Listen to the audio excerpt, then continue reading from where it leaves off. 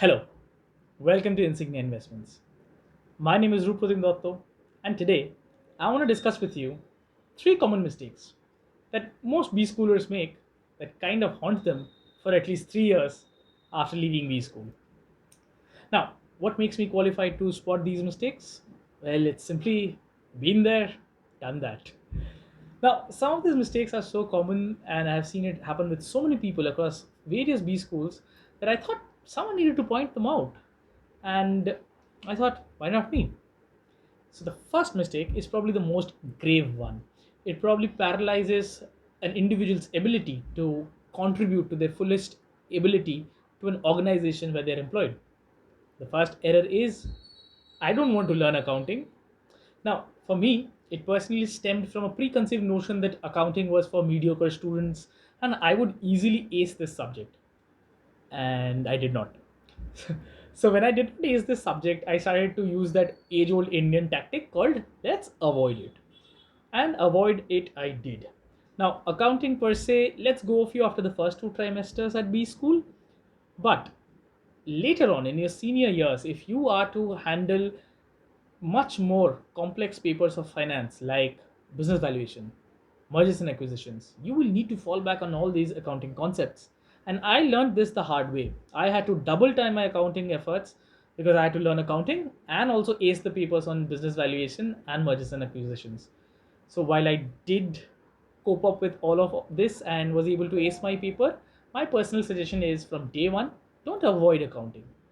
To be very honest, it's logical, it's easy, and if you can come to terms with the regulations that accounting is all about, it's rather fun. Error 2, it's I don't have to attend all the classes. Now, this is a common chronic disease across all B schools. Now, I am some a little tough culture on this because you get penalized for missing a certain number of classes and you get grade drops. But at IIMs, I have seen there are whiz kids who will score at the top 1 percentile of the class and still swallow the grade drops and still come out of a B school unscathed. I personally consider this strategy to be adventure sports category. But I don't recommend not missing classes for this reason. See, B schools aren't cheap. B schools employ some of the brightest minds of the country in their respective fields to teach you the subject. Now, you won't understand how well the courses are designed and how well the course content is delivered until and unless you attend some company organized session where you have to attend something on a laptop sitting on across a table.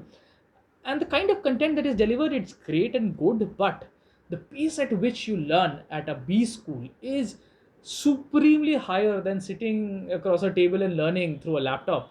So the atmosphere that a B school provides, the kind of content, the delivery and everything is far superior, and the rate at which you learn, you can never match it by learning it just by yourself or just by learning through some videos. See, you will be pushed to your limits, you will be tired, but you'll be learning an extensive amount of knowledge. There will be late night parties, there'll be a lot of club meetings, there'll be so many other activities at B school, but I totally assure you none of them are worth missing classes for. Error 3. Now, this is a little hush hush error that no one wants to talk about. At least I did not find my peers from other B schools as well as mine talking about it even after like having joined the jobs and having completed a year. It's called placement committee. Yes, you heard that right, placement committee. Now, you really don't need to make so much hush hush about it simply because of the fact it's really not worth it. See, at times, it's this entire culture is unnecessary, and sometimes people are just plain outright spoiled. But it's just this: B schools are not placement agencies. B schools teach you a subject, and you pay to learn that subject, not to get placed. If this be your mantra, I assure you, you will come out of B schools with flying colors. Let placecoms do what they're designed to do, and you do what you're destined to do. Now, if you are working hard on your subject, you are pretty active on LinkedIn, and you're attending all your guest lectures with a lot of enthusiasm, I don't think anyone has the ability to stop you from getting a top notch job because if you have the ability to land a top tier B school, you have the ability to land a top notch job.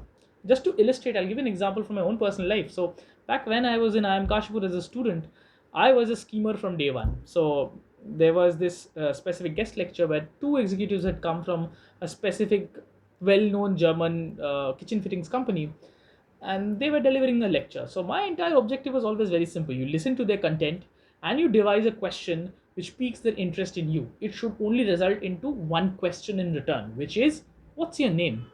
If this can be achieved, half the battle's won. So in that specific scenario, that thing happened. I came back to my hostel room, reached out to them on LinkedIn, engaged in some conversation, and sure enough, after 2 months, I got an offer from them. Now, I wasn't a marketing enthusiast, so I skipped the offer, but you can do it. It's just to highlight that. So, to summarize as a whole, I personally believe at a B school, one should not ignore accounting, skip classes, and succumb to the pressure of placements. See, you're destined to be great. So, go out there and be great. I hope this content helped you. If it did, please feel free to subscribe to the channel, hit a like, and share your thoughts in the comment section below. My name is Rupratim Dotto. See you in the next one. Happy investing in yourself.